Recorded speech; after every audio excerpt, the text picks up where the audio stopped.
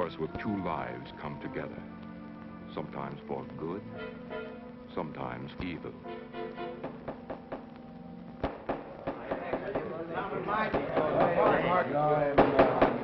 I say Williams is probably not there. I'm definitely against it. Williams seems to forget we have our stockholders to answer to.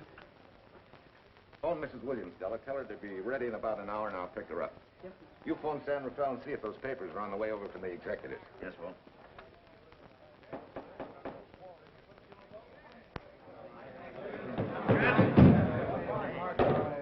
Well, Mr. Darcy, what's the score, 9? I'm afraid it is, Walt. If you think you can persuade them to change their minds, go right ahead. Gentlemen, I never interfere stock issues, dividends, or anything else in your department. I must run my department with no interference. Either I know why and when I need more factory space, or you need another boy. And that's all right with me, too. Because I can take these plants and pick my own spot in the motor production field. You won't have to worry so much about dividends. There won't be many. Hold on. I'm sure none of us want to lose Walt. Or our dividends. Why do you say we take another vote? Now, all in favor of buying the 3 new factories signify by saying aye. Aye. Aye. Aye. Aye. Aye. Aye. An unanimous vote. Congratulations, Walt. Congratulate the board. They're the winners. Williams, if these factories are so valuable that other companies would jump at the chance to get them, how do you know that you can buy them at the price you quoted us? How do I know? I bought them this morning. Good morning. Della, I was asked to rush this up for Mr. Williams. Get my wife, Della? Your maid said she'd gone to the dentist. I gave her the message. Oh, fine. Oh, this just came. Thank you. What about those papers? They're here. Burke's checking them now. Good.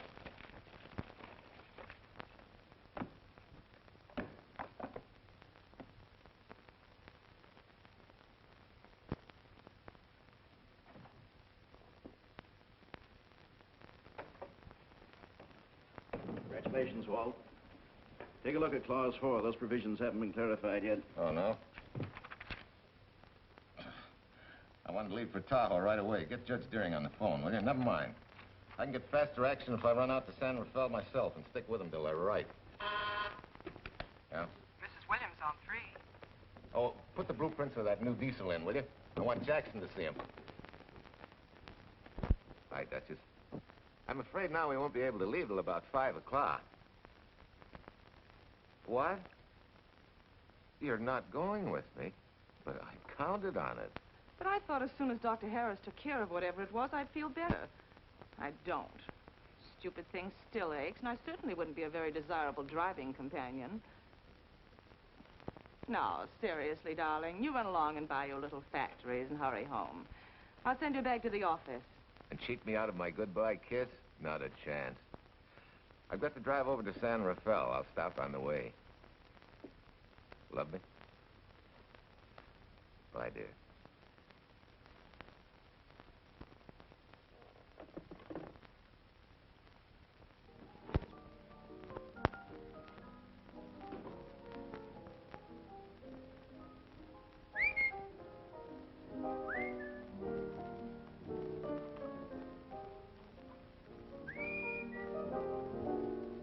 How do you expect me to whistle through a toothache?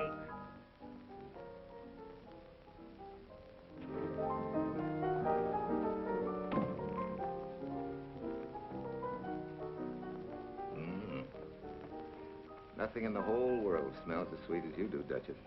Certainly don't feel sweet. I was grouchy as an old bear. Well, old Doc Williams can give you something to fix that. Close your eyes. Relax a minute. Take a look at that, see if you don't feel better. Oh, Walt. Oh, darling, it's beautiful.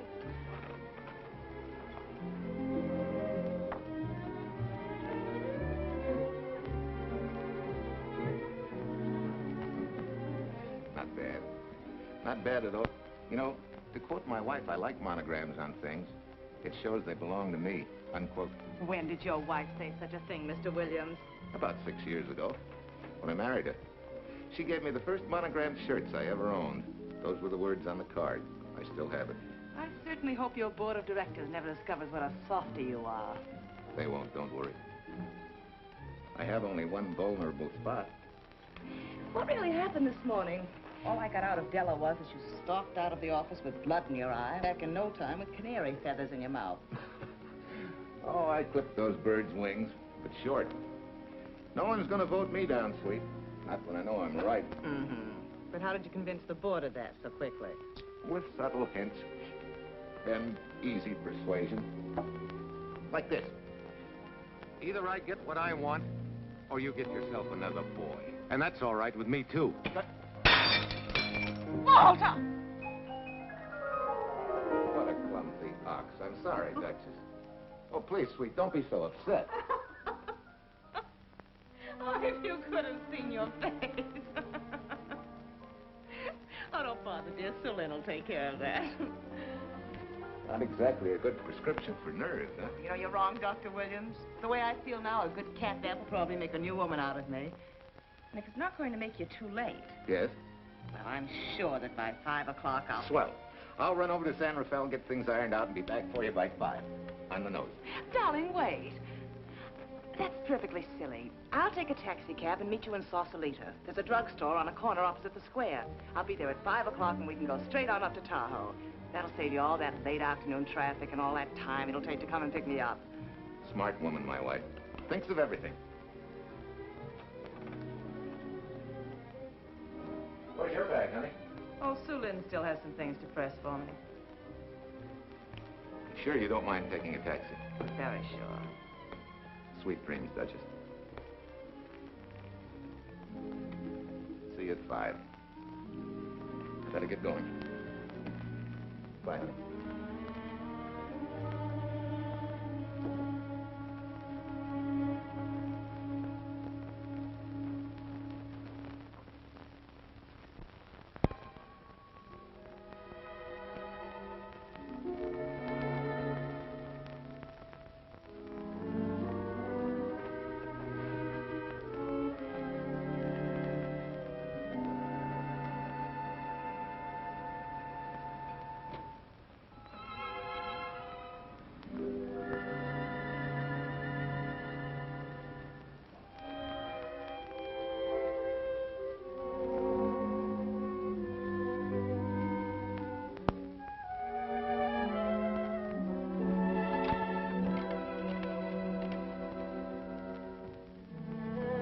Long distance?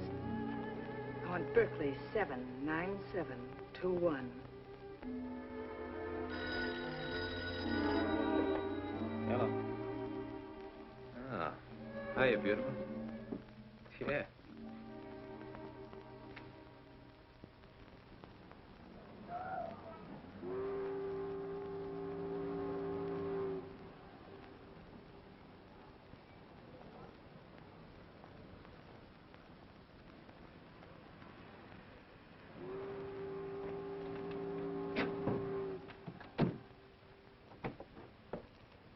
Here. Don't forget, turn this stuff over to a bellboy at the Airport Hotel in Oakland. Tell him to hold it for Jack Burns. Jack Burns, the Airport Hotel. That's right, I'll be checking in later. What do I owe you? $1.15 a here. All this stuff back to Oakland. Yeah, here. Buy yourself a new kit. Thanks.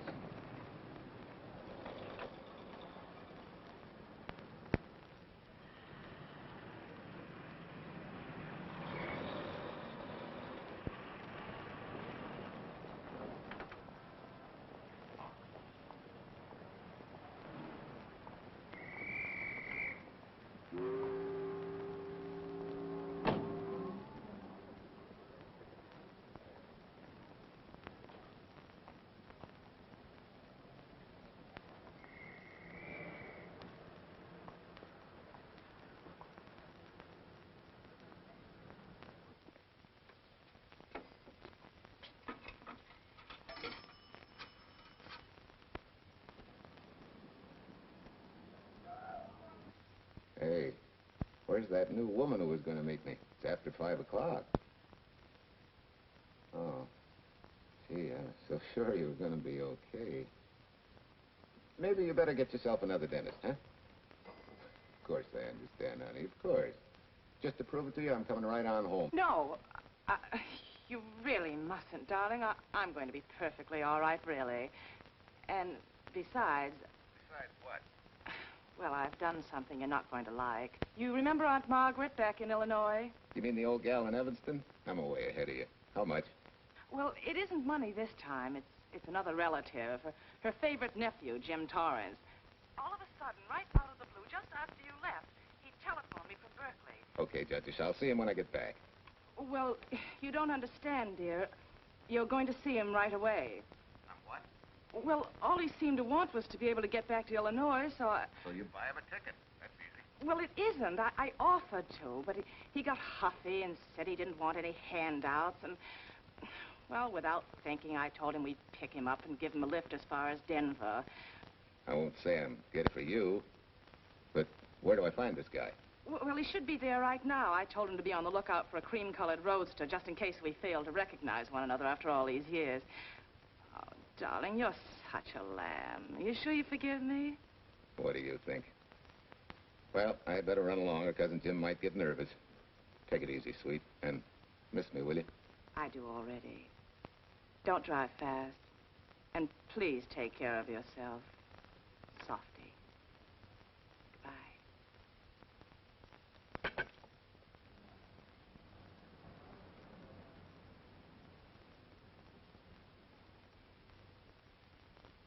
Hello, Della. Yeah, Mrs. Williams wasn't able to go with me. Now, while I'm gone, you see that she gets her roses every morning. That's right. But this time, on all the cards, put love from Softy. Yeah, S-O-F-T-Y.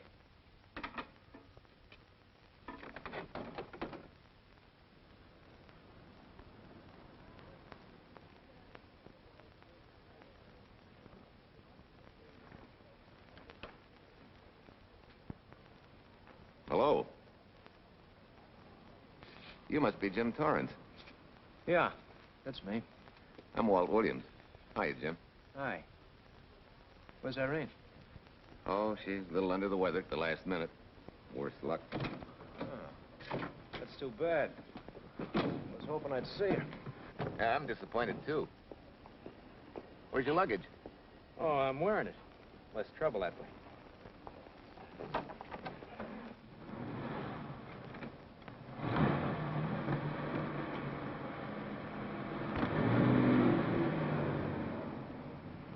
Irene tells me you're heading for Illinois. Yeah. Going been a little rough, huh? Haven't exactly been worried about my income tax. What's your line, Jim? Oh, guess I'm a better salesman than anything else. You know, I can give you a couple letters when you get back to Chicago. It might help you. It's fine. Little in with a top brass never hurts. What outfit were you with? Patton's Third Army. How was it? Rough. Except for the time in Italy. I kind of liked it there. Patton's outfit never got to Italy. Of course. But most civilians never know or care, and I figured you didn't either. Well, I fooled you that time.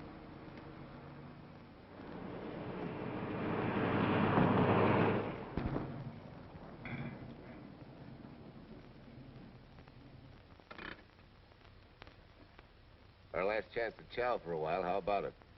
No, thanks. I grabbed a hamburger while I was waiting for you. I can still taste the harness.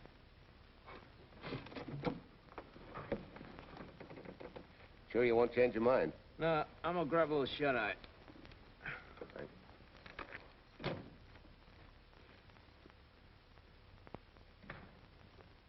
Chicken sandwich and a Coke. One chicken sandwich. Chicken sandwich coming up.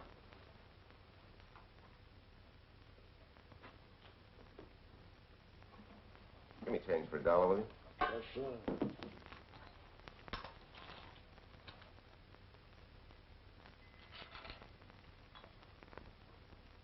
Thanks.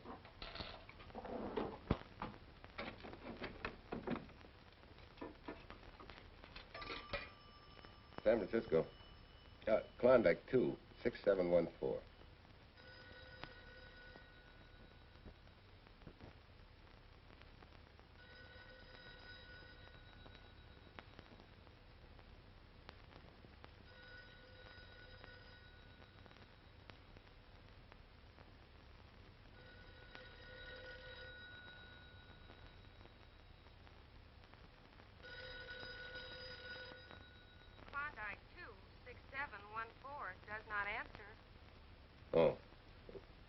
We'll try Sutter 1, 2599, please. Bayview Apartments.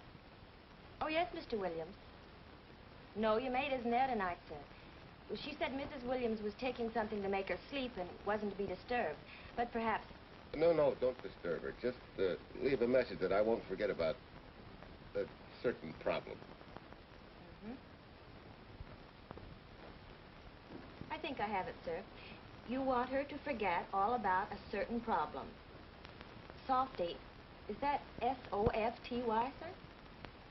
Softy is going to take care of it thoroughly. Is that all? Yes, that's all. She'll understand. Be sure she gets it the first thing in the morning. Right.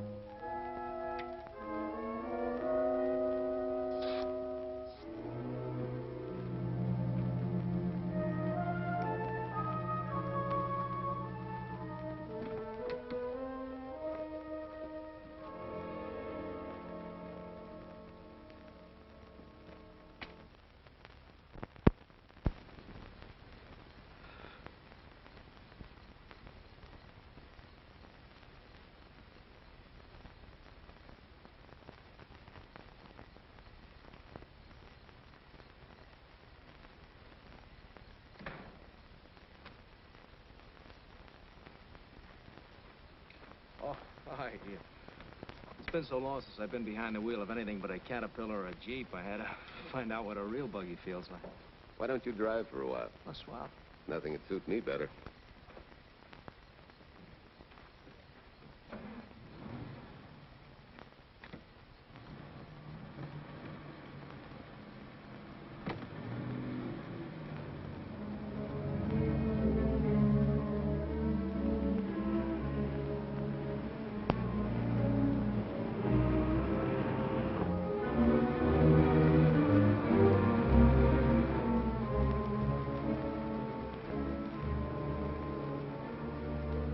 Tell me, Irene still got that little scar on her cheek? The one she got from the fall? Yeah. You can hardly see it now, though. How'd you know about that? She just got it last summer. Thought you said you hadn't seen her for years. Oh, from Aunt Margaret, of course. How else? She always sends me the news in her letters.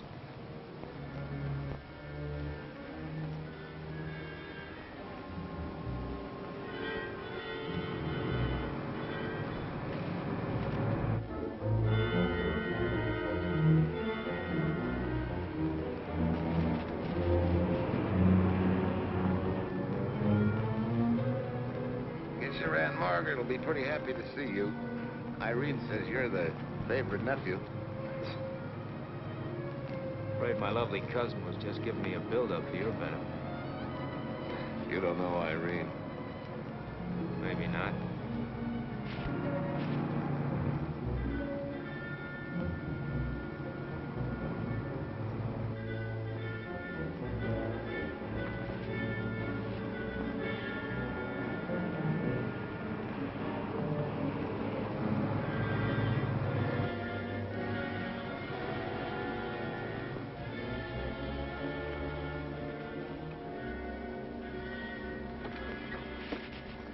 What's the matter?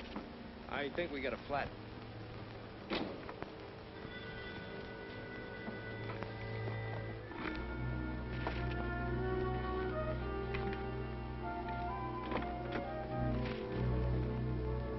Yeah, flat as a flounder. Well, let's get to work. Hey. Look out there, young fella. It's quite a drop.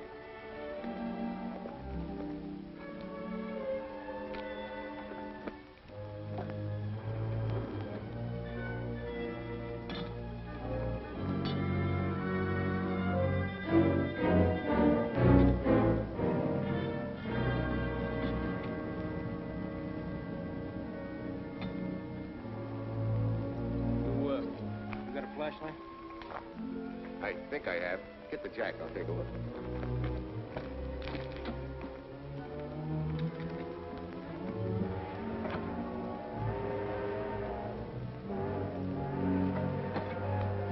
Did you find it? Yeah. Yeah, it won't be long now.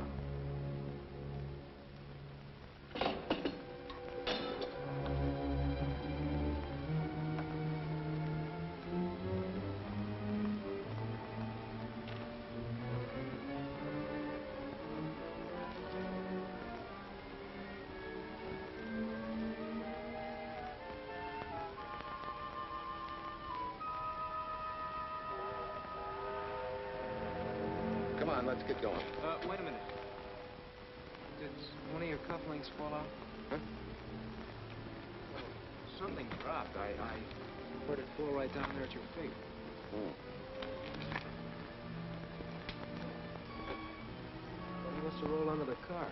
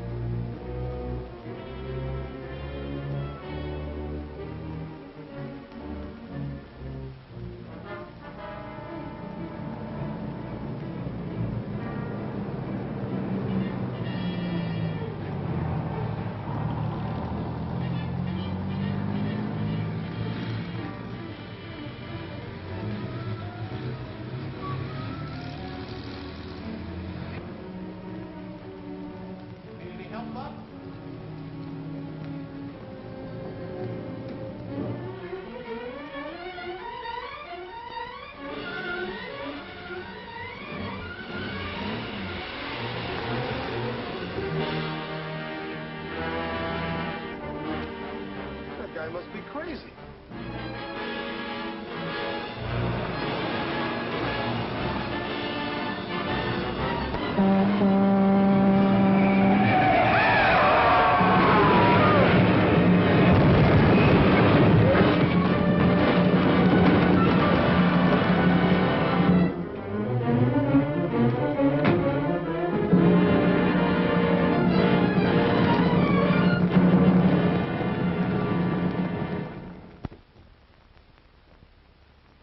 Now, in case my husband should be late and have to rush for his plane, this will be taken care of. Thank you. Tell Mrs. Burns at 302.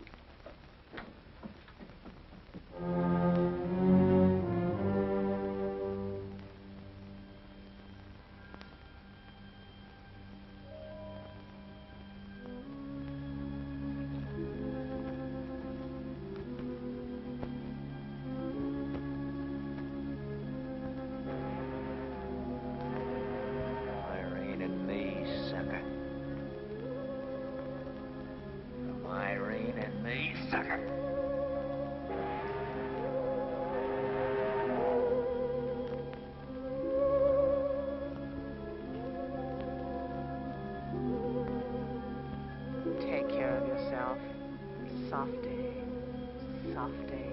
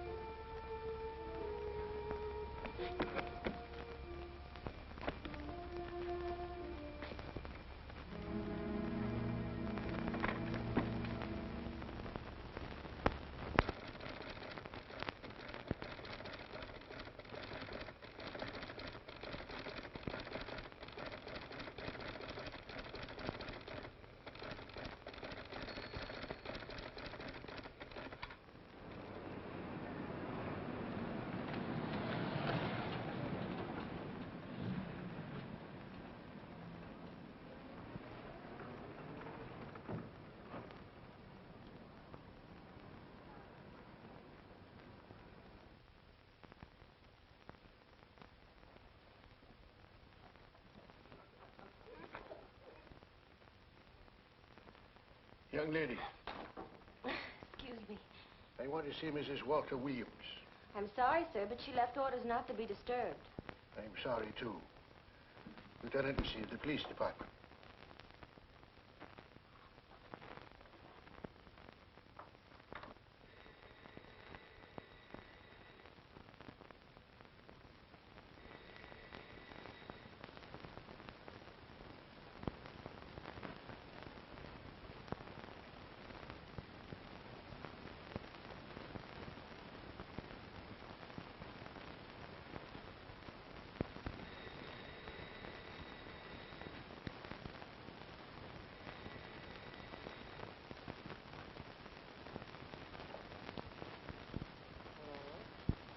I left orders not to be.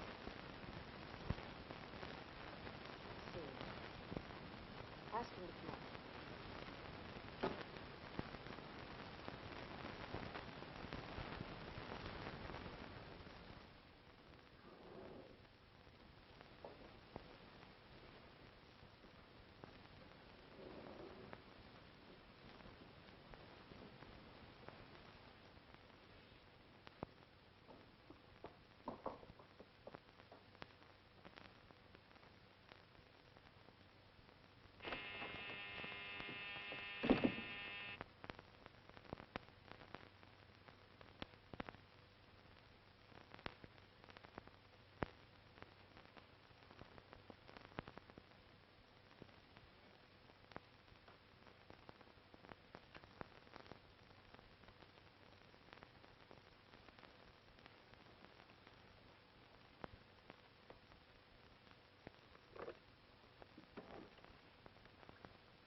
Yes? I'm Lieutenant Quincy with the police department. I'm sorry to disturb you at this hour, but... may I come in? Of course.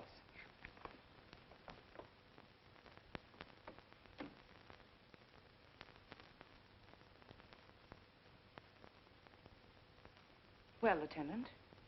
Did your husband go on a motor trip late this afternoon? Why, yes, he went to Denver on business. Why? Was he driving a packet roadster? Yes? Is anything wrong? I'm afraid there is. Won't you sit down? Has something happened to my husband? Yes, Mrs. Williams. He's dead, isn't he? Yes. Oh, Walt, I knew something like this would happen. I begged him time and again not to pick up hitchhikers. But it wasn't a hitchhiker, Mrs. Williams. It was just an accident. He ran into a truck, a gasoline truck. You mean there was fire? He must have been driving pretty fast. I don't think he felt anything after the crash.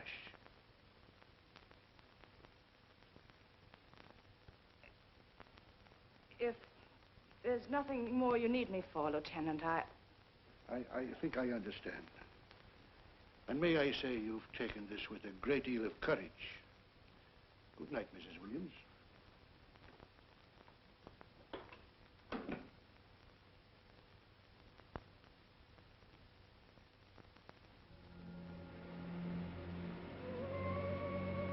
take care of yourself. Softly. From Irene and me. Softly.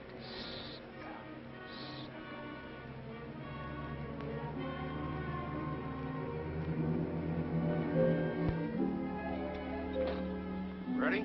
Yeah. That Williams must have been quite a guy. Yeah, he went to work for Universal Motors as a sheet metal worker. Mm-hmm. Less than 10 years, he's their top production man. Well, he sure went out in a blaze of glory. Yeah. Let's go.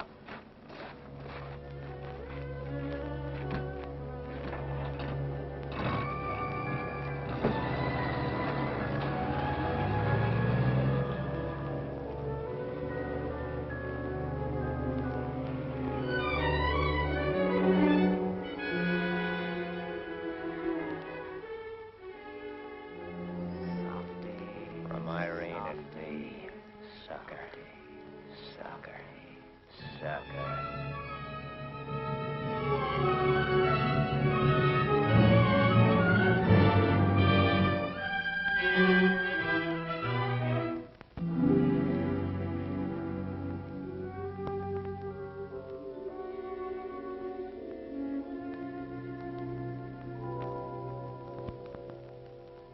Well, could Mr. Burns have taken a later plane and still made connections for Mexico City? I see. Yes? It is some telegrams for Tai Tai. Just put them under the door, Sue Lin.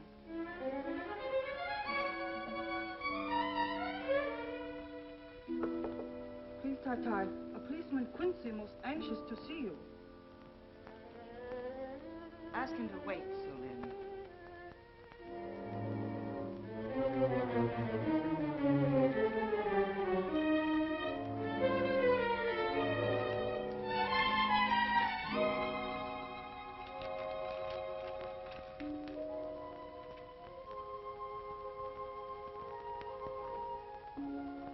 Mrs. Williams will see you presently. Will wait, please.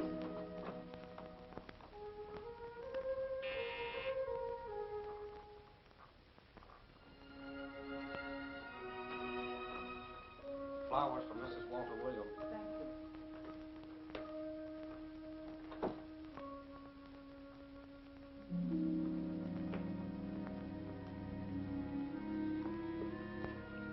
Roses like Mr. Williams always sending when he's away. You seem to have been very fond of Mr. Williams. Sue Lin is honored to have served him 5 years, and he... I'm sorry to keep you waiting, Lieutenant. I wouldn't be disturbing you again if it wasn't necessary. And I would be keeping you but a moment. You're being very considerate. Won't you sit down?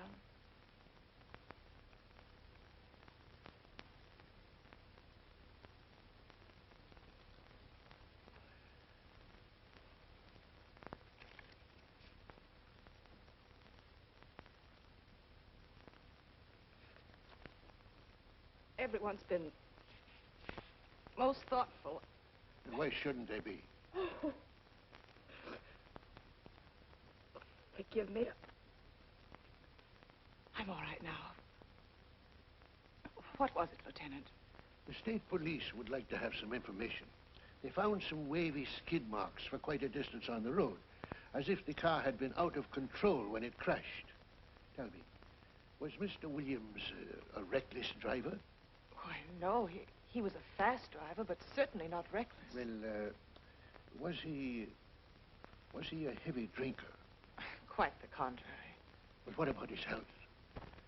Could he have had a heart attack and lost consciousness before the accident?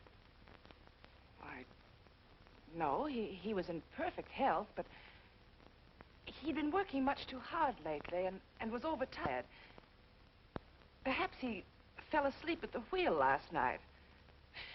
Oh, poor darling. If only I'd been able to go with him last night, he might still be alive. Well, maybe so and maybe not. You mustn't blame yourself, Mrs. Williams. Fate plays an important part in these matters. Your handkerchief.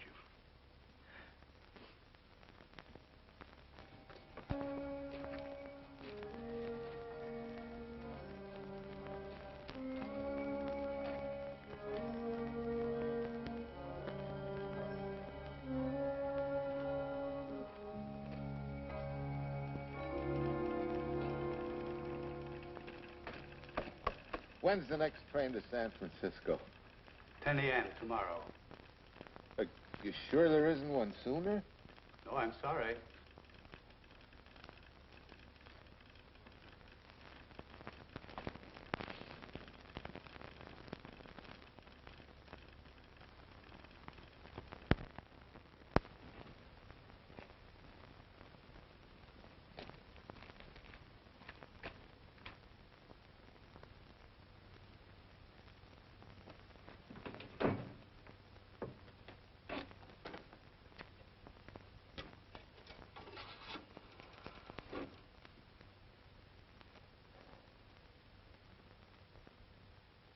We have a circuit now, sir. Evanston. Calling Mrs. Margaret Hubbard's residence in Evanston. One moment, please.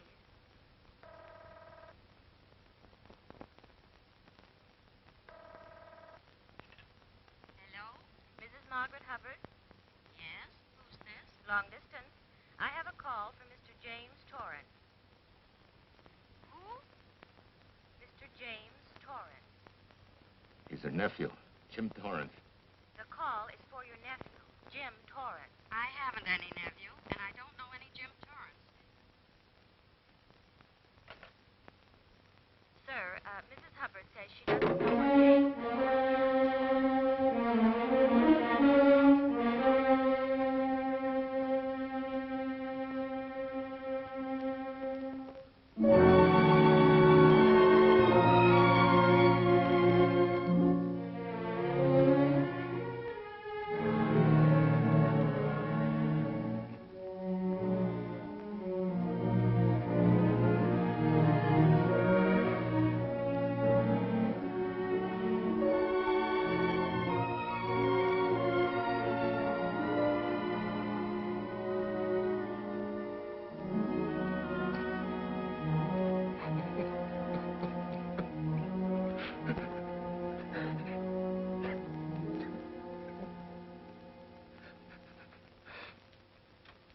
What's the matter, son? Looks like you need a doctor. Doctor? I can't leave the station, but old Doc Bender's just across the road there. Yeah. Doctor? Think you can make it? Yeah. I'll make it.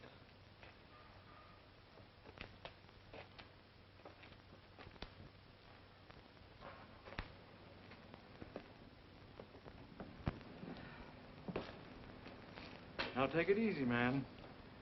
There's some concussion there. You've got to watch your step for a while. Yeah.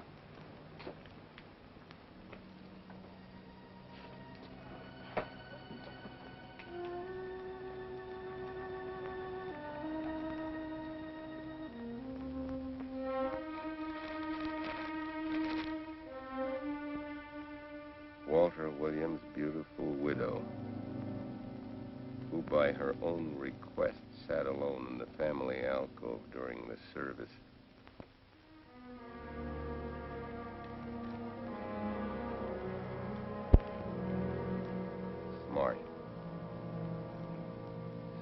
have caught her licking her chops.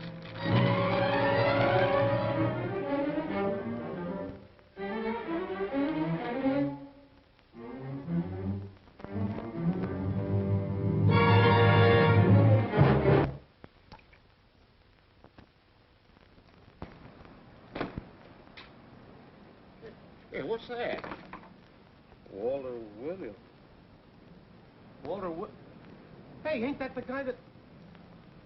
For the love of Mike, what's that briefcase doing here? He's dead. They did him a dirty trick if he ain't. Hey, now, wait a minute. Don't touch it. We better turn it over to the police.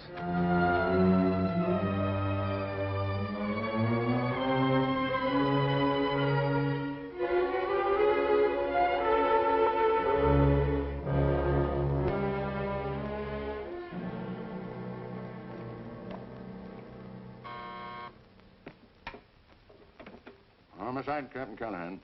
Oh, yes, Chief. The dope just came in from Washington. The fingerprints are those of a James Torrance. Yeah, I'm putting Quincy on it. Right. This sort of opens up a new can of peas on the Williams accident. There's the FBI reporting the guy. Playing with the lady's affection seems to come natural with him. All you got to do, Quincy, is find him. Yes, that's all I got to do. Last known whereabouts of Jim Torrance was in a moving van somewhere between Sacramento and Points East. Hey, wait a minute. Last known address, care of his sister, Mrs. Joseph Rossetti. Irving Apartments, Berkeley. Well, what are you waiting for, Quincy? Let's go. Torrance leave any forwarding address? No, he said he was going to send it to me. Sorry to trouble you. Oh, Lieutenant, if you should happen to hear from him, will you let me know? There's an unpaid telephone bill and a bundle of laundry. Laundry? Let's have a look.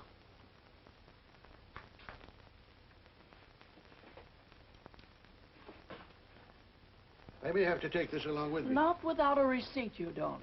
You mean you don't trust the police? In my business, you don't trust anybody. Mine, too. Holy St. Valentine's Day. Look, he had the same thing on his shirts, too.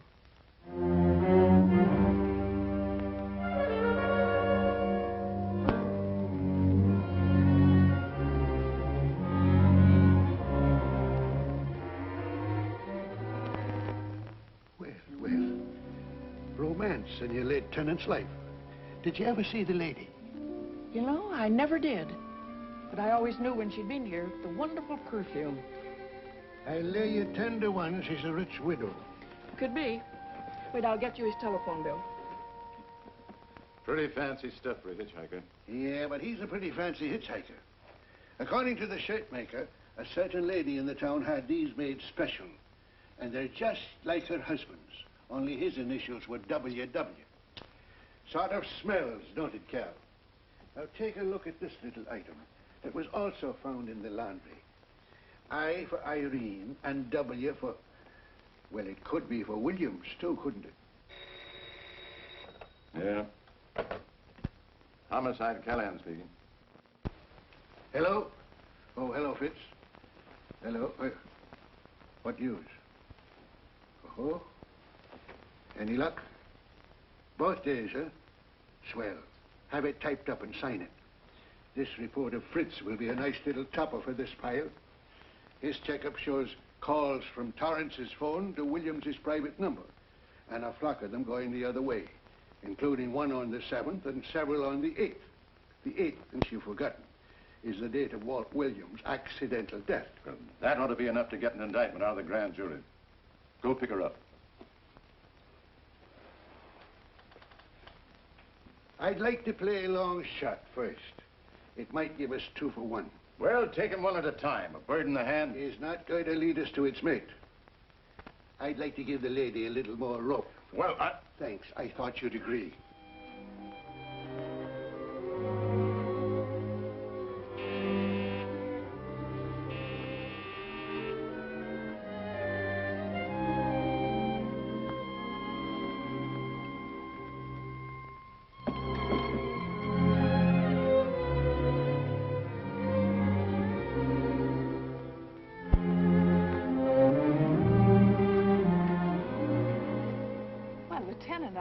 You just caught me. I'm glad. I have some rather startling news I thought you should know before it hits the headlines. Come in.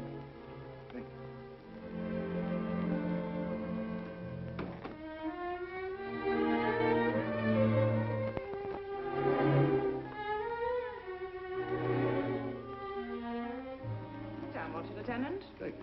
I'm very anxious to hear about news. It seems that your first hunch, remember, that a hitchhiker was responsible for your husband's death? Well, Mrs. Williams, you may have been right. Why, I don't understand.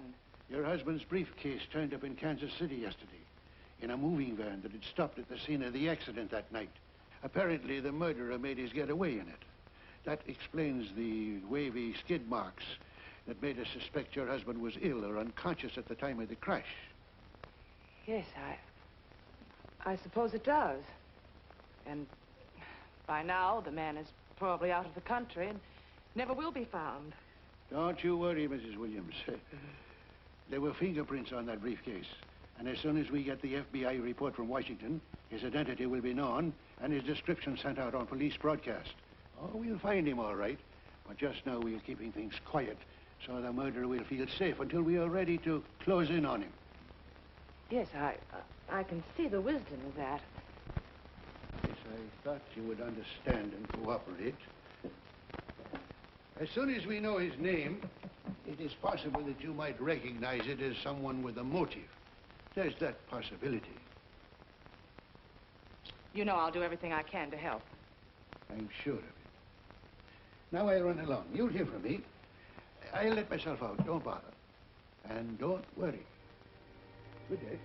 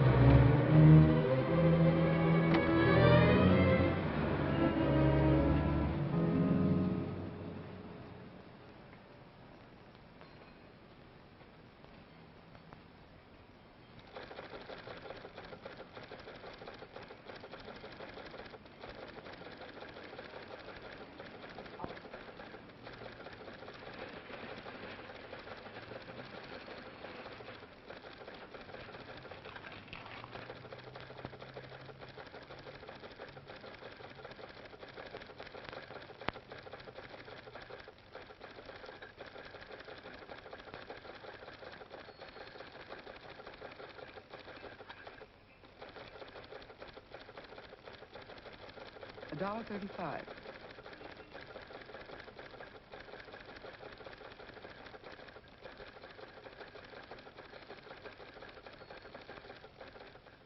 See, everything after the letter J in the first name has been obliterated by heavy writing over it. The only impress letters legible are those between words or before them, like RNS at the end of this name here, and the Hotel Santa here before the word Evanston. Well, Tom, don't you think it's about time you retired? Why, there isn't even evidence there of Mrs. Williams' intent to communicate with Torrance. And who do you think she beat apart to the telegraph office to wire to? The League of Decency? I'll tell you what I think, that you should have brought her in when I first told you to. By the time we get her now, she'll have figured out a way to tip Torrance off. He'd be that much tougher to find. Not unless she's tipped him off from your office. Ernie's got her on ice waiting for you.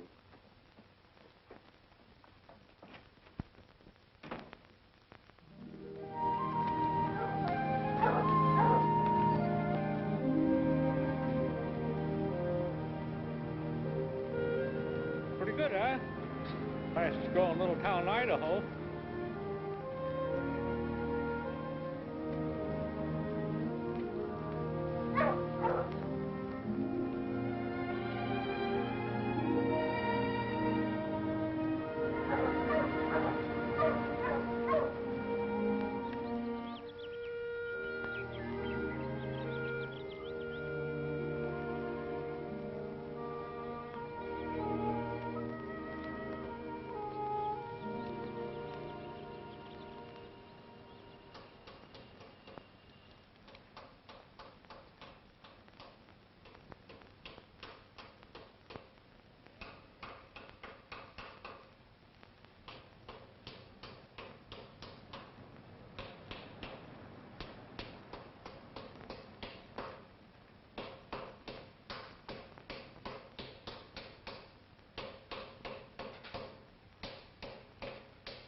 Have a heart, son. You trying to wreck that engine? Oh. Sure. It's a hobby of mine. The way you're going at it, you can't miss.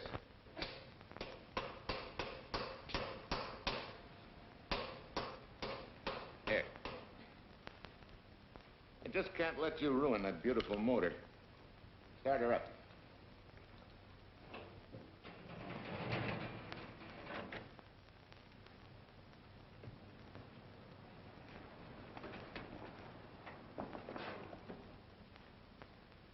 Okay, start her up.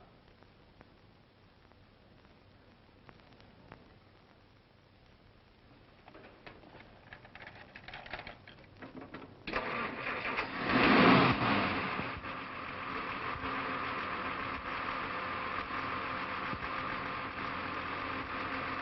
her off.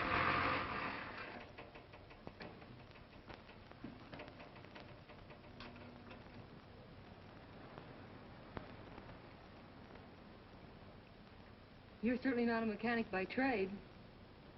Hands are like that. Maybe it's a hobby of mine.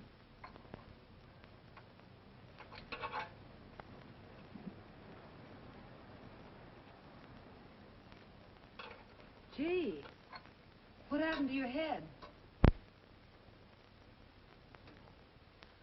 Perhaps I was talking when I should have been listening. Okay? Okay by me. A lot, Hill. So long, Marcia. Bye. He's all right now. You better lay off though till the boss gets back. I'm the boss. I guess the new cars are a little bit over my head. Now, with a jalopy, it's different. Aren't there any mechanics around here you can hire? No, they all went over to the new factory in Mansville. I guess they got better wages. Tough break. Yeah. How much do I owe you? Oh, forget it. Well, I'll be shoving along. So at least have a cook in the house. You might as well. Marcia, can I use your phone a minute, please? Sure, help yourself, Uncle Ben. Never arranged but what it cost. 650, please. Flat tire this morning. Now the danged engine stalled on me. Nice and cold. Wilson's garage? No, I did not give you the wrong number. Fine thing using my phone to cheat me out of repair bills. Aren't you ashamed? Gave me the wrong number. 650, please. You're a nice girl, Marcia Peters, and your ma's a fine woman. And I'll always buy my gas and oil here. But you ain't never gonna tinker with my car again. Busy? Busy. Always busy. Say, we're not so busy. Would you like to do another good deed and give Uncle Ben a hand? Why not? Where is your car, mister? Maybe I can help you.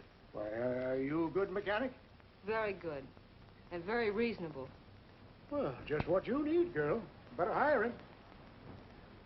It's an idea, Uncle Ben. Come on. Thanks for the Coke. Sure.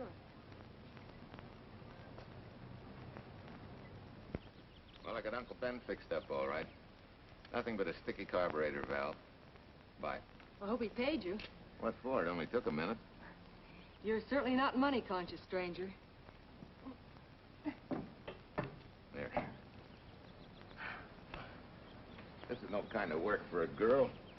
But somebody has to do it if I want to stay in business. And I want to.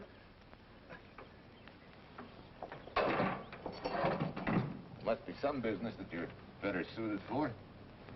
Couldn't you lease this place to somebody? Sure. I did while my husband was overseas. But when he was killed in Okinawa, well, we'd made a lot of plans for the future here. And I had a hunch he'd like it if I took over and tried to make a go of it. Takes more than a hunch to do that. I got along famously. Business has been fine until lately when the help got short. Could be again. If I had a good mechanic. Yeah. You sure need one, all right. Well, for Pete's sake, say yes or no. Do you want the job or don't you? You mean you'd hire me without knowing anything about me? You can repair automobiles. What else do I need to know? Except your name. Well? Why not? Sure. I'll try it for a while till you get someone permanent. The name's Bill Walker. Okay, Bill, it's a deal. And maybe if business gets real good, you'll want to stay. Oh, don't count on it. Where does this go, on the rack? Yeah.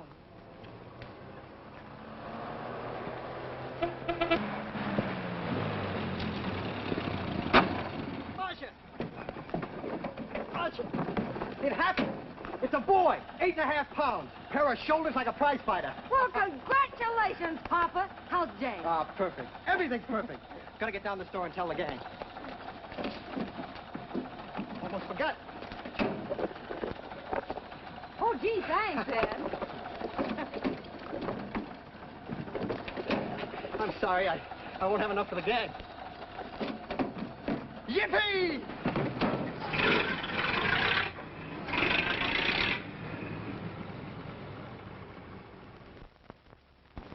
Maybe you can use this token from the slightly delirious new father. Thanks. Say, we haven't settled the matter of wages yet. Maybe I can't pay your regular salary. Suppose we leave that open till you find out how much I'm worth to the business. Doesn't seem to be any business right now. Might be a good time for me to get rid of this beard and find a place to board.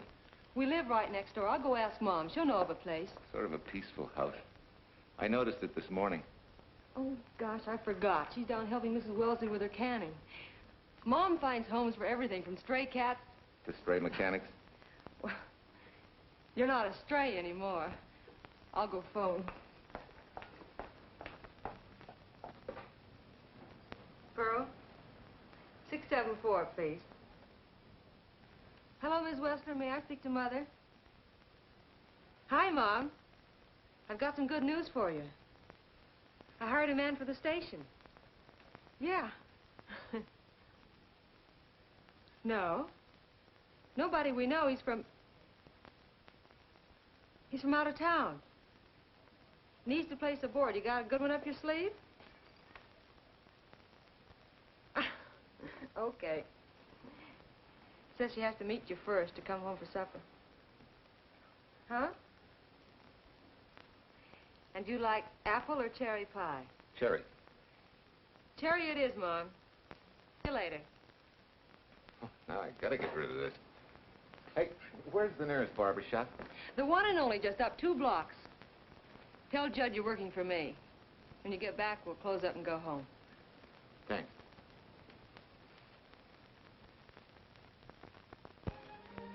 Well, that's real nice. You must have had a good bringing up, young man. Thank you for the young man.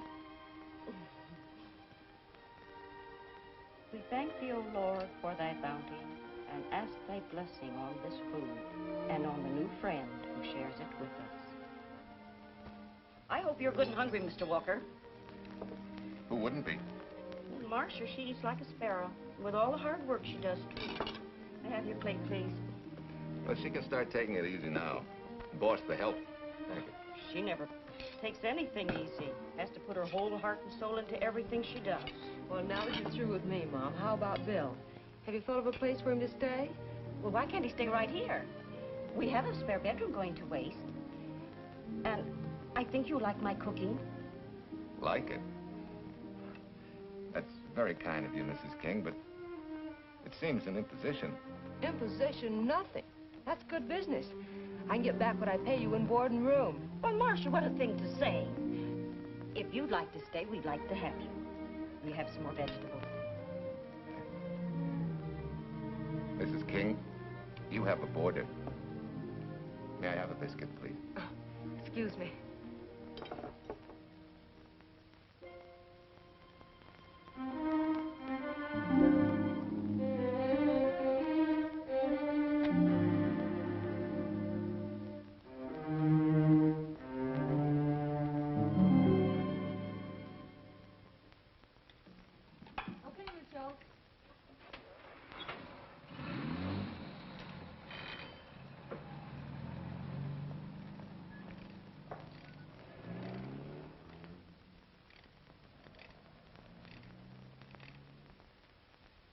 It's wonderful the way tools seem to come alive in your hands. You seem to sort of come alive, too.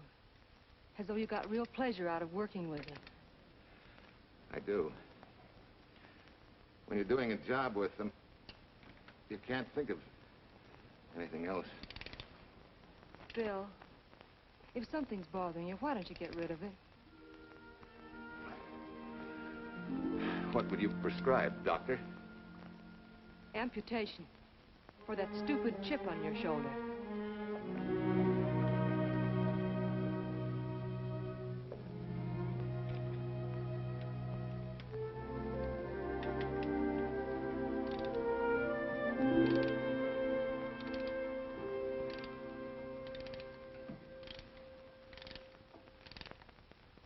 What you need is a ring job.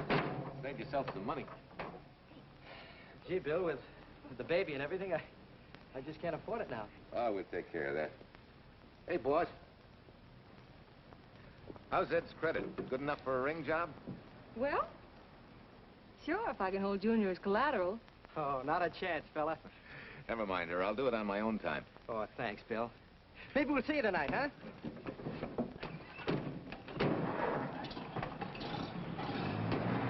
Some shoulders, huh? Yeah. Some father, huh? Bye, Marcia. Bye, Marcia. Bye.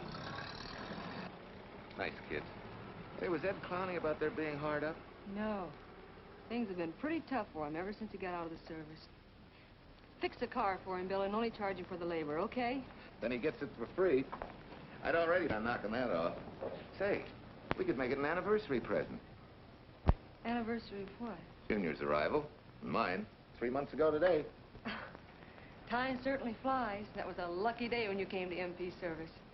Your work's been bringing in a lot of business. I'm glad of that. Hated to have fallen down on Mom and you. Say, look, boss, why don't we three celebrate tonight and go to the movies? Ed said he and Jane were going. Well, that lets Mom out. She'll be babysitting. I'd love to go, Bill. I haven't been in ages. Here's your opportunity. Go to work.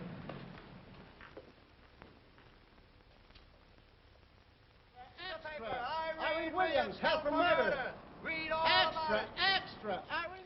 This is Sheila Graham with the latest news of the shocking Williams murder case.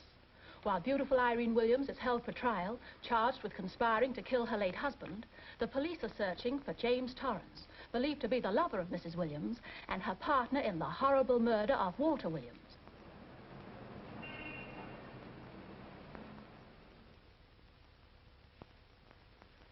If I'm handling your case, my dear Mrs. Williams, I want 1/3 of everything you get.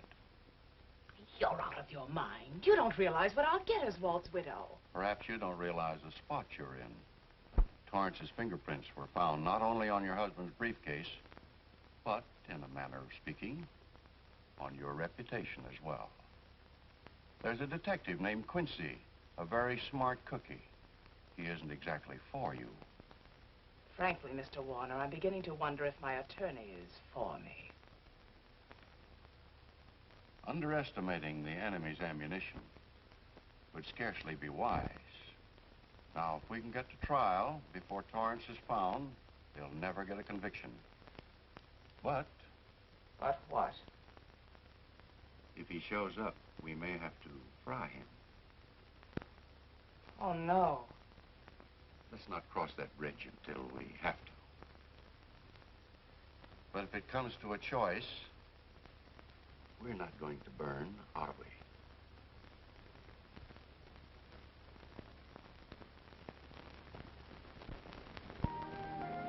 Art, you're the chatterbox this afternoon. What about this afternoon? Oh, I'm sorry, boss. I guess it was wool gathering. You're supposed to do that in the spring. Is there anything you don't know? Yes. What's San Francisco got that we haven't? Better newspapers, for one thing. Anyway, California's supposed to be the land of opportunity. I thought that by now you liked it here. I do. Very much. It's a good town. Nice people. Swell boss. Thanks.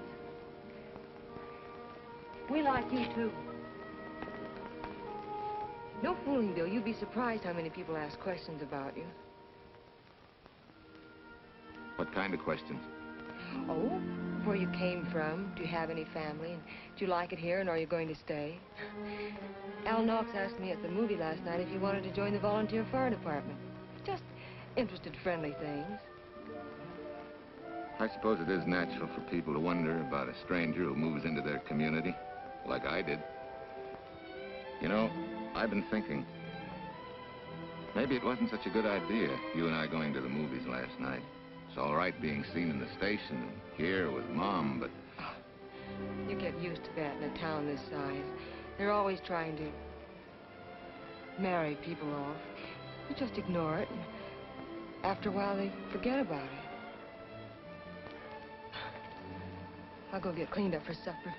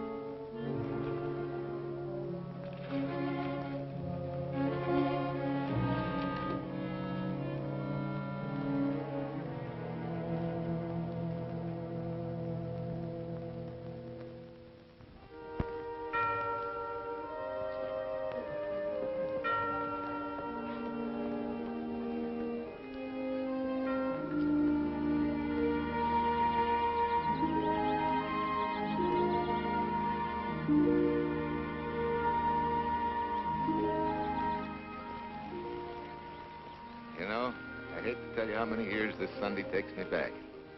Did you always fall asleep during the sermon? I wasn't asleep, Mrs. Peters. I merely closed my eyes to concentrate. Oh, so that's what you call it. I had to nudge you to stop you from nodding. Quiet. You're disturbing my reminiscent mood. Even smells the same. Could be the same bees buzzing in the same clover. As they say, you can take the boy out of the country, but... A rolling stone gathers no moss. It has to stop rolling sometime, doesn't it, Bill? Sometime, maybe. We grow a very becoming shade of moss here in Larkspur. Don't you think? You grow a lot of nice things here. Anyone in particular? You'll have to skip the answer to that one. Someone tore it out of the book. You're married, aren't you, Bill? Yep. That's right. You must have loved her very much to have been hurt so deeply. To be so afraid of someone, even yourself. Maybe it's better that way. Then no one gets hurt. Bitterness and hatred hurt everyone. Can't you see, Bill? They're like a wall that shuts out all the sunshine from a garden and lets everything wither. Make room in your heart for something else, can't you? I guess this is my day for sermons. Sorry. As Mom would say, you never get rich minding the other fellow's business. Hey, that's a flyer. I'll be seeing you.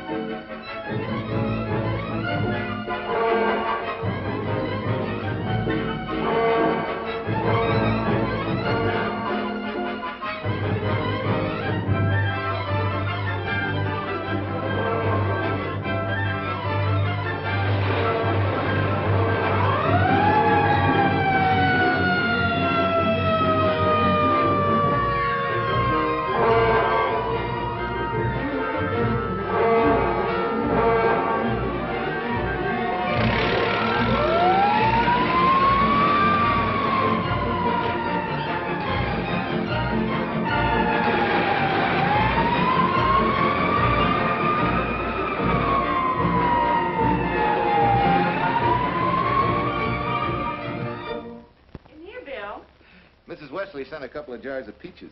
Said you helped her can them. Oh, thank you. When I delivered the doc's car, he insisted that I have a bite with him. Where's the boss? Took the book back to the library for me. Huh? What a day.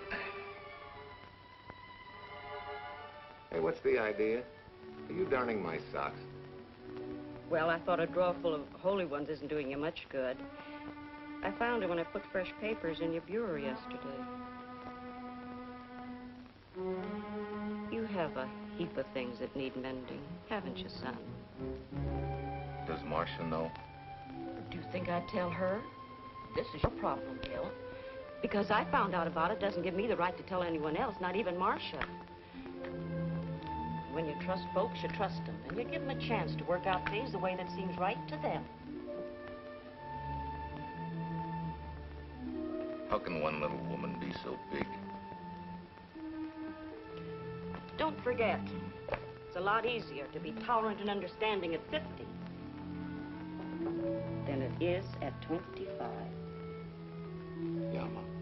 I'm going next door for a while. Grandma Thompson's ill.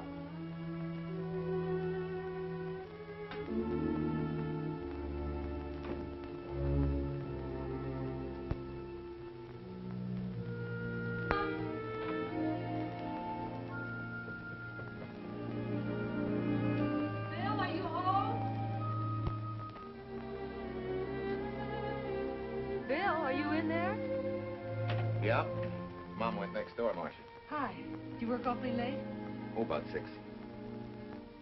Anything wrong? Come in. I want to tell you something. I'm checking out. Has something happened? No, just... I'm doing what I should have done a long time ago. Moving along. But why, Bill? My name isn't even Bill. There isn't any Bill Walker. I'm Walter Williams. The late Walter Williams. Walter Williams? I don't understand. You may not even after I've told you, but at least you'll know the whole story. Sit down, please.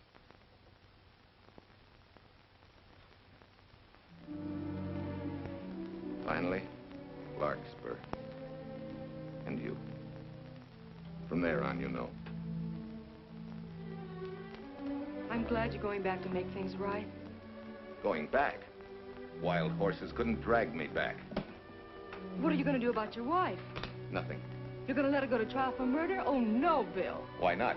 She tried to kill me, she and her cousin. But they didn't. Who says they didn't? Let them try and prove it. No matter what your wife did, she can't be tried for something that didn't happen. Oh, Bill, can't you see? You bet I can see. She deserves everything she's getting. Sorry part of it is they'll never convict her. No, Bill. The sorry part is you're not big enough to take a hard jolt to your pride and to your ego. Sure. It hurts to be tricked and cheated by someone you loved and believed in. But that doesn't give you the right to take justice into your own hands, to trample on the hearts of others and walk out on life. A barren, frustrated boyhood. A marriage to a woman who accepted my love, yet despised me so thoroughly she resorted to murder. I'll never think of our moments together without nausea. I feel stripped bare, degraded. Even me.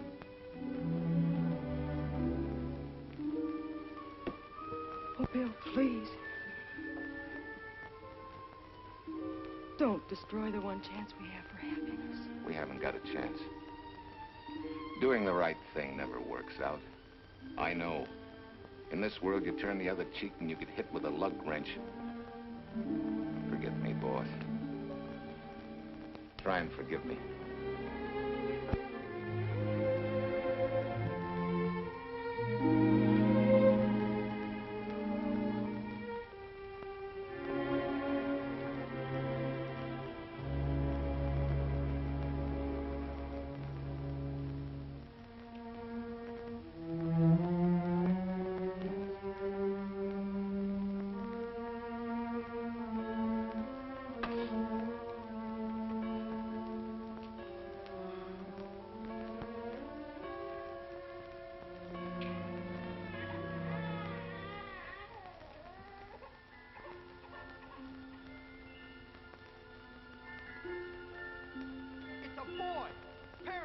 like a prize fighter.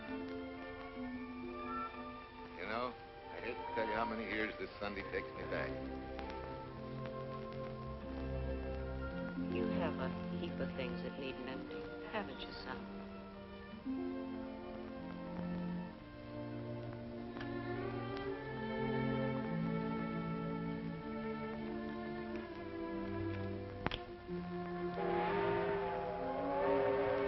Take care of yourself. Softly.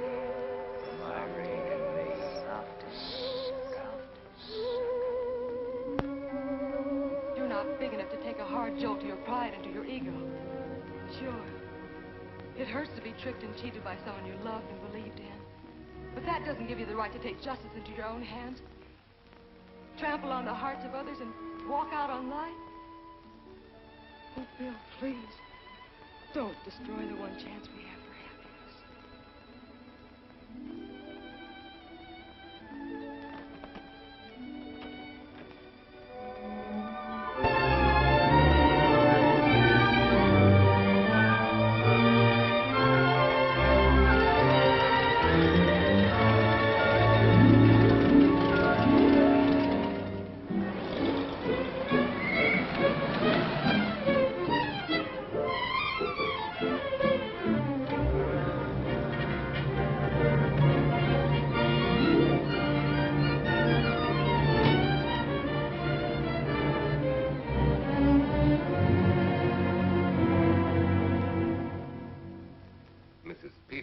Enough to come along to substantiate at least the Larkspur portion of what I've told you. Very thoughtful of you, Mrs. Peters. Mr. Williams, when you read in the newspaper that the hitchhiker who attacked you had been, well, a close friend of your wife's for some time, it must have been a great shock to you. I didn't come here to discuss my emotional reactions, Lieutenant. If you need me for anything further, Captain, my office will know where to reach me. Let's go, Mark. Just a minute, Mr. Williams. We'll need your signed statement for the grand jury when we ask for your wife's release. It won't take long to be typed. Yeah. All right.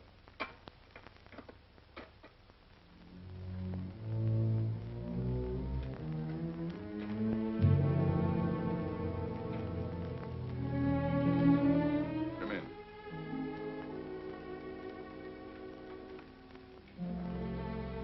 Sit down. Mrs. Williams, we have news for you. Really? I can scarcely wait.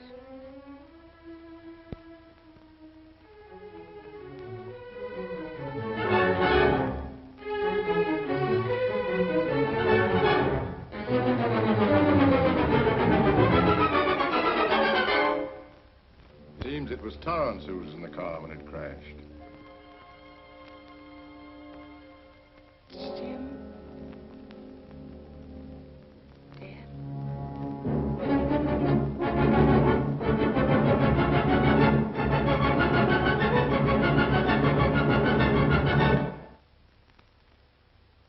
You did it.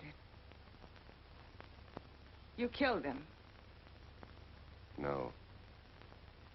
He tried to kill me. Thought he had. And he ran into the truck. It was an accident. An accident? You wait all these months to tell this story. You let me rot in this filthy jail. Wait a minute. You let everybody believe you're dead. Pretty convenient, wasn't it? A dead man can't be tried for murder. Mr. Williams, perhaps your wife would understand better if you would explain to her about the amnesia. Amnesia? Oh, don't tell me you believe he had amnesia. Where's he been all this time, just wandering around in a daze? Tells us he's been in Larkspur, a little town in Idaho, working as a mechanic in a service station. Run by Mrs. Peters here.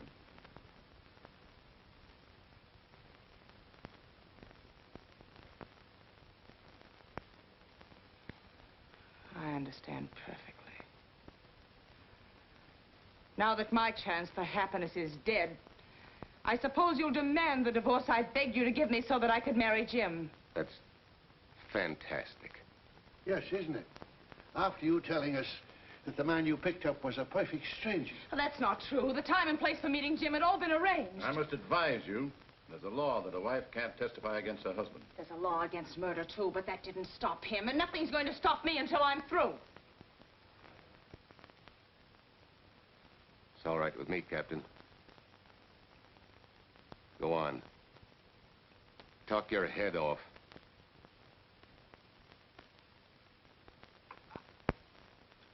I was to have gone with him to Denver. He insisted on it, although I was quite ill. Several hours before we were to leave, he came home. There was a violent scene. He threatened to kill me unless I agreed to give up Jim. And I wish he had. This is incredible. Not one word that she has said is true. Then you have nothing to worry about. Mrs. Williams, was there a witness to the threats you mentioned? No. Unless the maid overheard. She was in the apartment. In fact, she picked up the pieces of the vase that he threw at me. Where is she now? I don't know. She left me suddenly after all this began. Please, could the questions wait? I feel rather ill. Will you have Mrs. Williams ready for the grand jury at 10 o'clock tomorrow morning? That's all.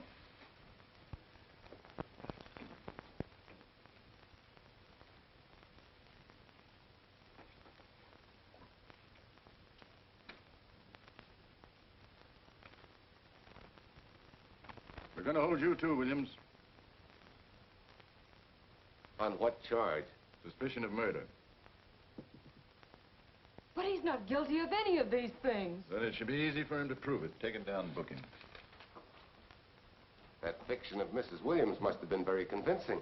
No, we just couldn't buy that yarn you tried to sell us. Let's go.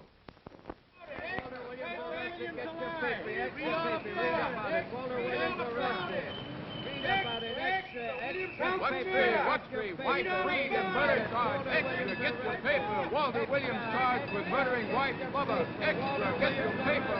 Irene Williams goes free. Husband held. Extra, get your paper. Wife freed and murder charge. Walter Williams charged with murdering wife lover. And Daly's going to cover Williams' office. Okay, boys, hop to it. I want all I can get by 10 a.m. tomorrow for the grand jury. Okay, Chief. Oh, Tom, don't miss a bit. Dig up everything you can on Williams and the Peters dame. You sort of believed Irene Williams' story, didn't you, Ben? She made better sense than he did. Well, sure, she's a better liar than he is. Don't forget, I went all through her grieving widowhood with her.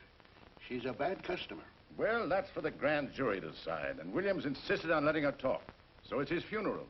Funeral, all right. Especially with that yarn he told. But murder's out of character for him. There's a few pieces missing somewhere. There might be in Idaho. If it's not too much out of character for you to get going. You're going to miss me, Cal, when I retire next year. Maybe I'll join Private Eye and solve your cases for you.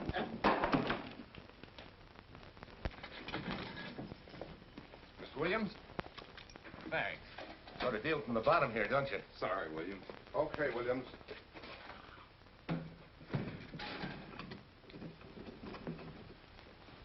Well, not very good news, judging from your faces. Well, Walt, the grand jury returned indictment against you. Mrs. Williams was released. I see. Now, don't you worry, Walt. We'll have you back at work where you're needed, and in short order. Come on, Eldridge. There's a visitor waiting far more attractive than we old fogies. We're just leaving, Mrs. Peters, but remember, don't hesitate to call on me for anything. Thank you so much.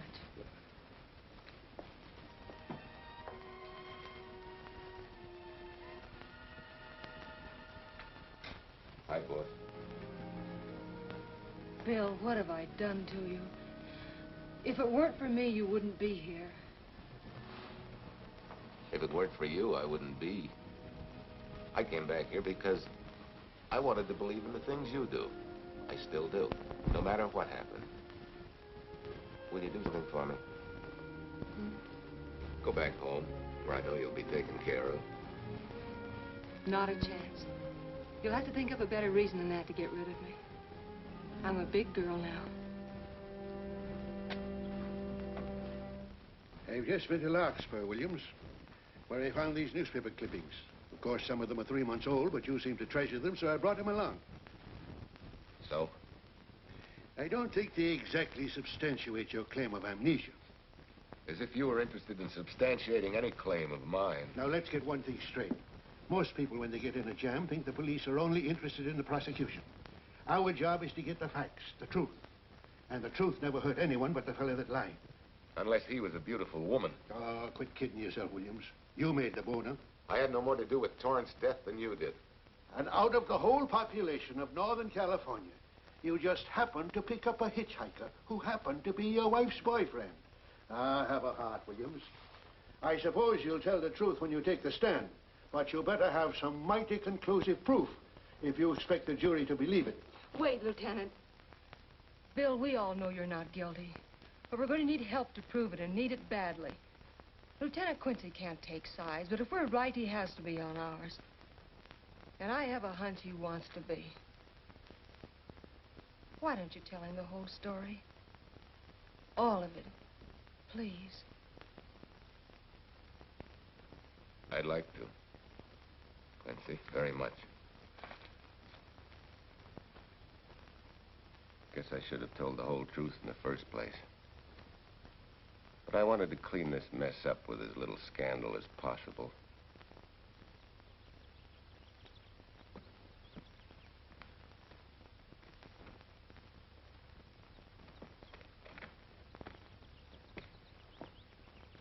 Well? No sign of the lug wrench or anything. My dear Mrs. Peters, will you please stop trying to be a detective? How many times do you think the police have combed this spot for any kind of evidence? Now, be a nice girl. Take Mr. Williams' advice. Go back to Larkspur. What time is it? It's only 4 o'clock. We still have time to go back to town and go on our hunt for Sue Lynn. Now, look here, young woman. You've had me on the run since early morning. But, Lieutenant, the maid seems to be our only hope now. We've got to keep looking till we find her, that's all. That's all? Wait. She was naturalized, wasn't she? Suffering chopsticks. Quincy, you dumb flatfoot. This Sue, what's her name, was Chinese born. If a port of entry was San Francisco, there'd still be a file on her, photo and all. Let's go. Back to town. Immigration.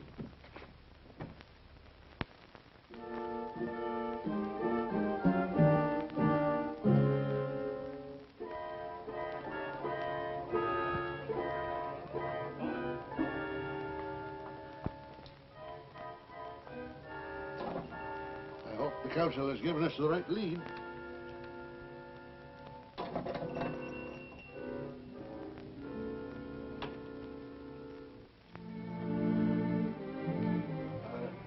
You are Singh? Understand? You savvy English? Also French, Italian, and Hebrew. May one ask what is desired? We're looking for Su Ling Chung. The Chinese consul said you were her uncle and might tell us what she is. This daughter of my brother, has she offended the honorable police? Oh, no. They just wanted to ask her some questions about Mr. Williams, the man she used to work for. Ah Singh's heart is heavy that he cannot lead you to her. But things that are not known cannot be told. Well, if you hear anything of her, report it to headquarters.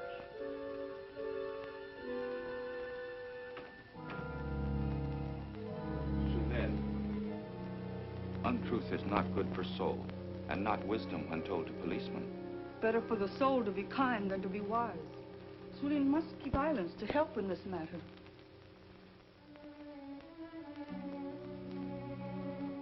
You know, you're quite a gal. In case I haven't told you lately. You're just too easily pleased, that's all. There must be a way out. Why can't we find it? Oh, buck up, boys. Tomorrow, another day. Yesterday you go to trial. Bill, I'm afraid. And the state intends to prove, beyond any reasonable doubt, that the defendant, Walter Williams, did, with malice aforethought, kill the deceased James Torrance, whom he knew to be his wife's lover. And that with his victim dead beside him, he drove his car into the course of an oncoming truck, jumping clear himself some seconds prior to the crash. And subsequently, he made his getaway in the back of a loaded furniture van. And for 3 months, as Bill Walker, he laughed at justice. when he'd imprisoned his unfaithful wife for conspiracy in his own murder. But then he decided that being dead cramped his style. He thought he could eat his cake and have it too. So he returned, most anxious to explain his long absence and to right the dreadful mistake that had imprisoned his wife for 3 months. Ladies and gentlemen, it was a cold-blooded, premeditated murder and must be punished to the fullest extent of the law. Call the first witness, please. Captain Callahan, did Walter Williams tell you what suddenly cured his amnesia after 3 months? No, he did not. But he did tell you the man that struck the blow which caused the amnesia was a total stranger, a hitchhiker he had picked up. Yes? And that he knew nothing of this man's identity or relationship with his wife until he suddenly recovered from his amnesia and heard or read the details. That's what he said. That's all. Thank you, Captain. Your witness, Counselor. No questions. No. I saw no signs of amnesia, but definite concussion. He was a bit evasive in answering questions, but not vague or unsure. In your opinion, Doctor, could this head injury have been caused by a fall? Yes. If the head had struck on some object, such as a stone or a metal pipe. That's all. Thank you. Your witness. Dr. Bender, are you familiar with a tool known as a lug wrench for changing automobile wheels? I'm afraid I am, sir. I've had a regular epidemic of flat tires lately. Well, then, in your opinion, could this head injury which you treated have been caused by a blow from a lug wrench? Yes. It could have been caused by that, too. Thank you, Doctor. The ones with the earliest dates, you will notice, are heavily creased, as though they'd been carried in a wallet or a coat pocket. Thank you. Lieutenant Quincy, will you kindly tell the court where you found these newspaper clippings? In the bedroom occupied by Mr. Williams and Mrs. Peters' home in Larkspur, Idaho. Is this your handwriting, Miss Revere? Yes, sir. And that's the message, at least our record carbon of it. Would you read it to the court, please? June 9th, 8:32 p.m. Message from Mrs. Walter Williams, Penthouse D. Mr. Williams called, said he wants you to forget all about a certain problem. That Softy is going to take care of it thoroughly. Was there any other conversation? Well, I just asked if that was all, and he said, yes, she'll understand, and sort of laughed as if it were a joke and hung up. Some joke killing the wife's boyfriend. That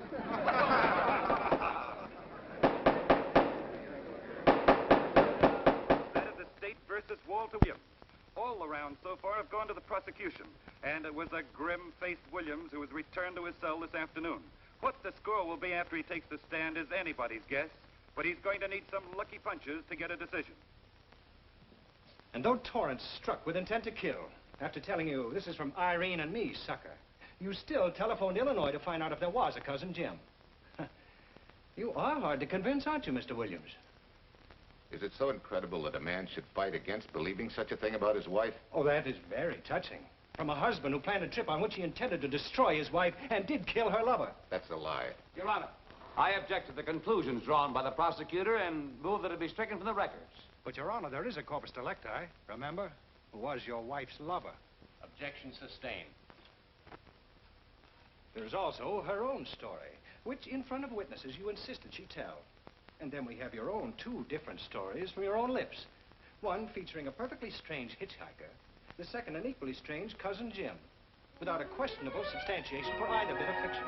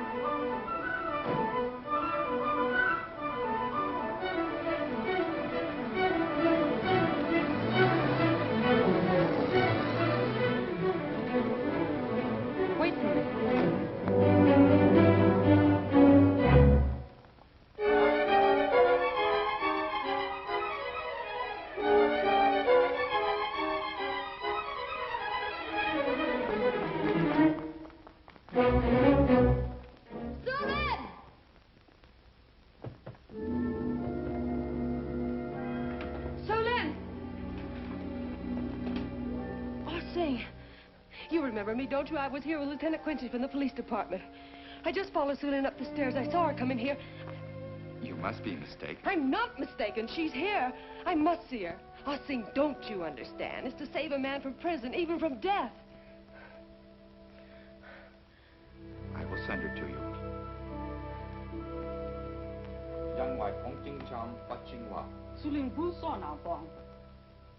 Oh, Sue Lynn, we've been looking for you all these weeks. Mr. Williams needs your help so desperately. I cannot help. You must forget that you found Sue Lynn. Forget it?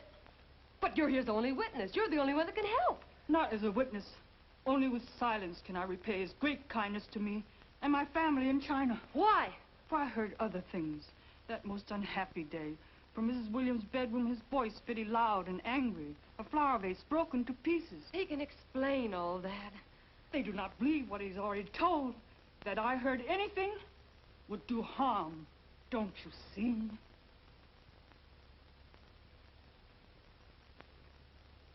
Yes. Much sorrow comes from women who know not honor and truth.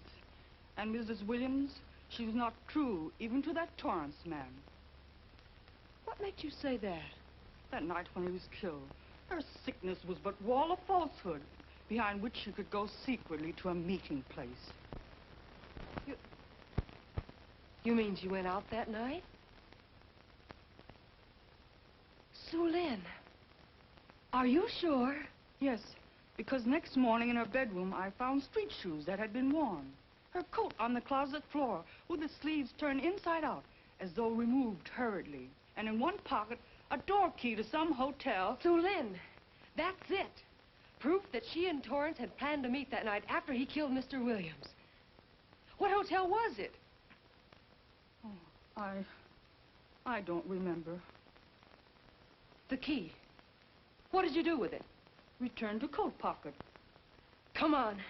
We'll get to Lieutenant Quincy. He'll know what to do. And pray, Sue Lynn, every step of the way.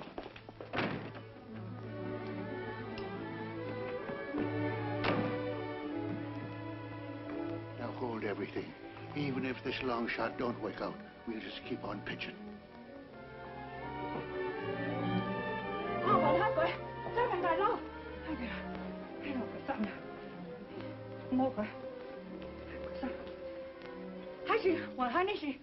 Here it is, yes. Room 302, Airport Hotel, Oakland. Maybe we got our miracle. A special little Chinese one. It is to hope that Sue Lynn was of small help to Mr. Williams. Oh, Sue Lynn. Come on, copper. Next stop, Oakland. A certain little lady's hotel rendezvous. I was on night duty then, all right, but I sure don't remember a looker like this. Quite a dish, eh? A little too highly seasoned for my digestion, thanks. Lieutenant, just found a couple of cars for room 302 on June 9th. George Baxter, checked out at noon. Mr. and Mrs. J. Burns. Room not slept in. J. Burns. Burns. Look, Quincy. The handwriting on the card is identical to that on the photograph. And here's a little boy, the same thing. The cover-up telegram to Aunt Margaret. Now look at the impressions. J here, and here RNS. J. Burns. That's the name she started a telegram to. Room not slept in. Say, I got that dame pegged now, Lieutenant. She said they'd be out of the room by midnight as her husband was catching a plane.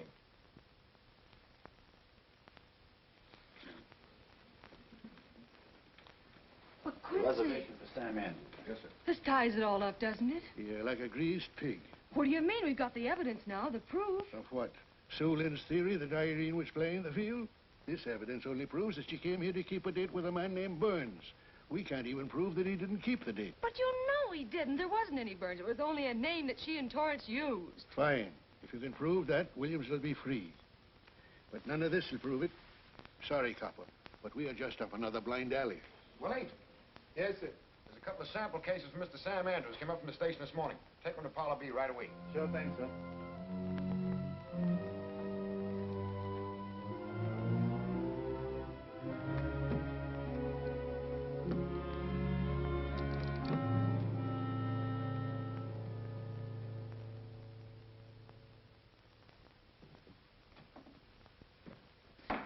Seated. Case of the state versus Walter Williams. Proceed, Mr. Aldridge. Your Honor, we will call Mrs. Irene Williams. Take the stand, Mrs. Williams.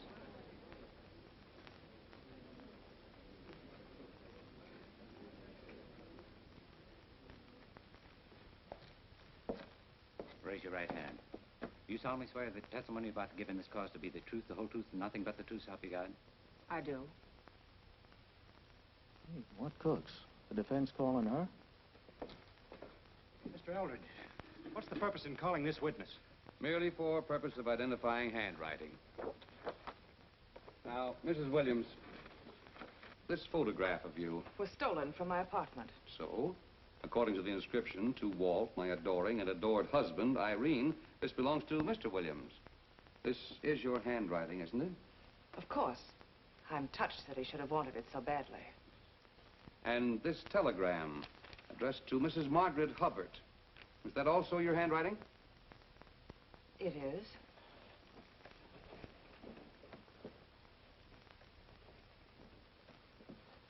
Now, Mrs. Burns, I mean Mrs. Williams, this photograph is inscribed to Jim, my adoring and adored Irene. Did you write this, too? I see no point in all this. Merely answer counsel's questions. Did you write it? I did. And these letters addressed to Mr. James Torrance, did you write them? Yes.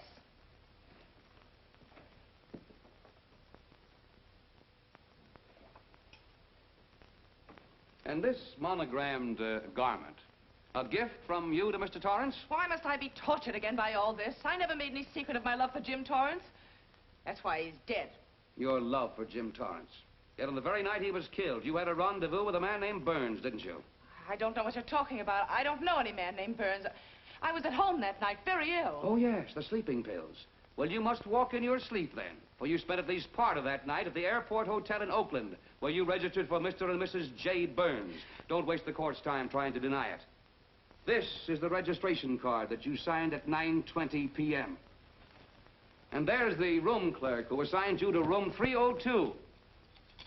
And this, Mrs. Williams, is the key to room 302, which you very carelessly left in the pocket of a coat which was found in your closet yesterday. All right, I was there. Now are you satisfied? Not quite. This J. Burns, Mrs. Williams, is his first name Jack? Yes. Have you been in contact with him lately? No. How long since you've seen or heard from this Jack Burns? Well, I don't know. I don't remember. You bet she doesn't remember, because there isn't any Jack Burns, and there never was. That was an alias for Jim Torrance. And it was Torrance who was to have met you that night, after your charming little plot to kill your husband had been duly executed. It's not true. It's not true. I have bad news for you, Mrs. Williams. I can prove it's true. These pajamas, these letters, this picture, all of which you identified for the court, were found in this suitcase, which is full of the clothes and personal belongings of Mr. James Torrance. And the suitcase was found in the baggage room of the Airport Hotel, where it's been held since June 9th. And it says on this tag, in large print, hold for Jack Burns. That is all, Mrs. Williams. Just a moment, Mrs. Williams. Your Honor, in view of the evidence presented, we now ask for a dismissal of the state's case against Walter Williams. And we intend to charge Irene Williams with conspiracy to commit murder against her husband, Walter Williams. Oh, no.